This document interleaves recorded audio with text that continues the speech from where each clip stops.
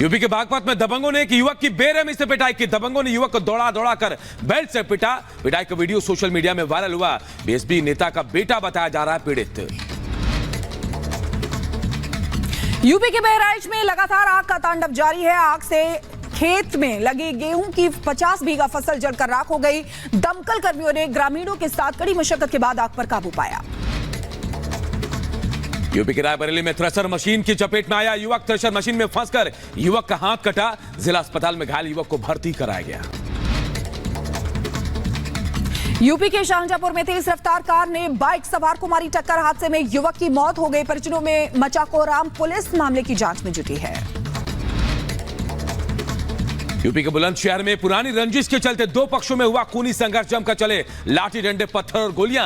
पीट पीटकर बुजुर्ग दंपत्ति का हत्या। दोनों पक्षों के 1 दर्जन लोग घायल हुए। 3 की गिरफ्तारी।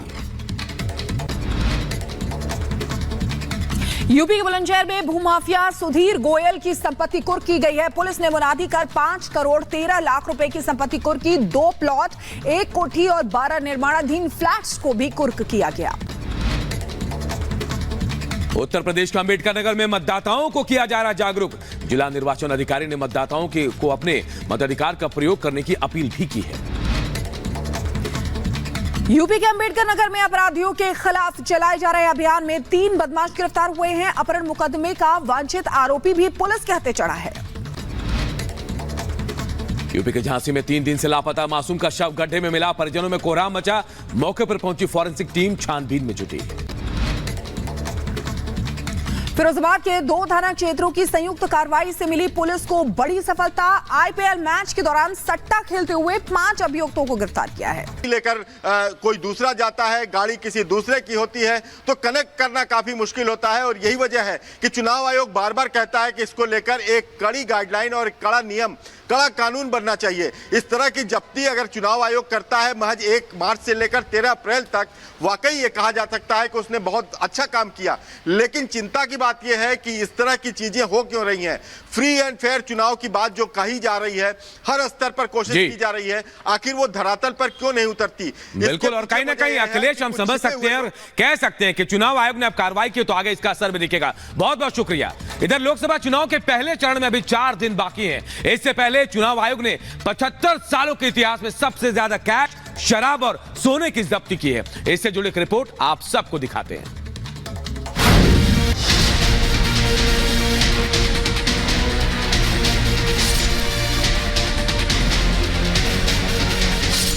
गरीब की थाली में पुलाव आ गया है, समझो देश में चुनाव आ गया है। सियासत पर तंज कसने ये ये लाइनें जिसने भी लिखी हैं, उसकी मंशा के पीछे है वोटों की खरीद फरोख्त करने वाले वो लोग जो लोकतंत्र को बदनाम करते हैं। इन्हीं लोगों के खिलाफ चुनाव आयोग ने अब ऐसा एक्शन लिया है कि अब उन्हीं लोगों के लिए लाले पड़ गए हैं। क्योंकि लोकसभा चुनाव से पहले 1 मार्च से 13 अप्रैल तक चेकिंग के दौरान देश भर में 4,658 करोड़ रुपए जब्त किए गए हैं। इनमें कैश, सोना चांदी, शराब, ड्रग्स और कीमती सामान शामिल हैं। याद रखिए, ये 75 साल के इतिहास में अब तक की सबसे बड़ी जब्ती है। 2019 के लोकसभा चुनाव के दौरान भी 3,475 करोड़ रुपए सीज किए गए थे, मगर इस बार आंकड़ा अभी तक ही इससे 1.5 गुना ज्यादा पहुंच चुका है। कांग्रेस की सरकार होती तो ये सब कुछ लूट जाता। ये लूट मोदी ने बंद की है और इसलिए मोदी पर उनका गुस्सा 7वें आसमान पर है। और इसलिए कुछ भी बोलते जा रहे हैं। और जब मैं कहता हूं, जब मोदी कह रहा है भ्रष्टाचार हटाओ, तो वो कह रहे हैं भ्रष्टाचारी बचाओ। आप मुझे बताइए साथियों, भ्रष्टाचार हमारे देश के लिए विनाशक है कि नहीं है? आपके लिए विनाशक है कि नहीं है? भ्रष्टाचार खत्म होना चाहिए कि नहीं होना चाहिए?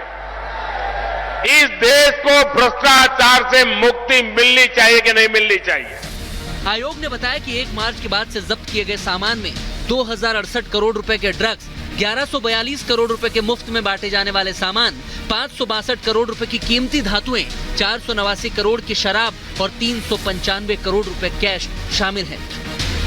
यानी हर दिन करीब 100 करोड़ रुपए सीज किए जा रहे हैं। कर्नाटक में 345 करोड़, पंजाब में 192 करोड़, असम में 141 करोड़, मध्य प्रदेश में 103 करोड़ की जब्ती शामिल है। अभी रुकिए, खत्म नहीं हुआ है, क्योंकि ये भी जान लीजिए कि तेलंगाना से 126 करोड़, अरुणाचल से 5 करोड़ 88 लाख और जम्मू कश्मीर से 4 करोड़ की जब्ती की गई है। मतलब इतना पैसा और सामान मिला है जो चुनाव में खपाने की तैयारी थी। 2024 की जनवरी से 13 अप्रैल तक कुल 12,000 करोड़ रुपए से ज्यादा का सामान बरामद किया गया है। काश ये पैसा खरीद फरोख्त की बजाय विकास में लगता तो आपका और हमारा कितना फायदा होता। Bureau report, Republic Bharat.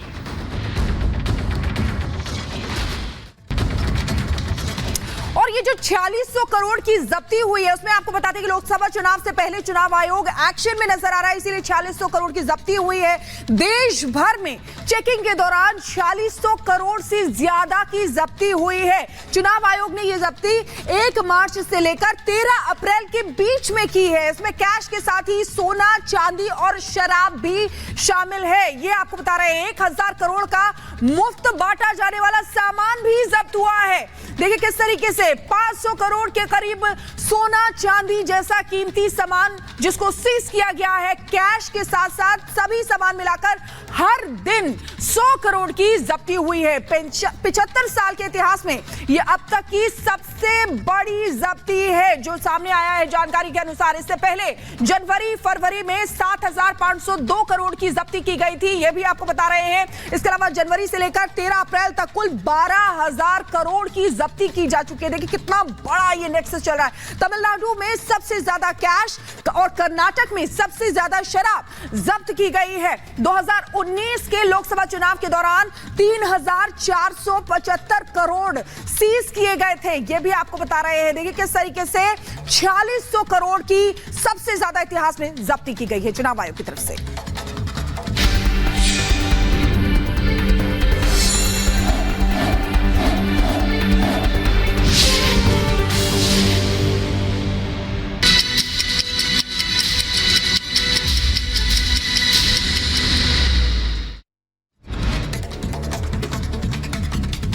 UP के बागपत में दबंगों ने एक युवक की बेरहमी से पिटाई की। दबंगों ने युवक को दौड़ा दौड़ा कर बेल्ट से पिटा। पिटाई का वीडियो सोशल मीडिया में वायरल हुआ। बीएसपी नेता का बेटा बताया जा रहा है पीड़ित।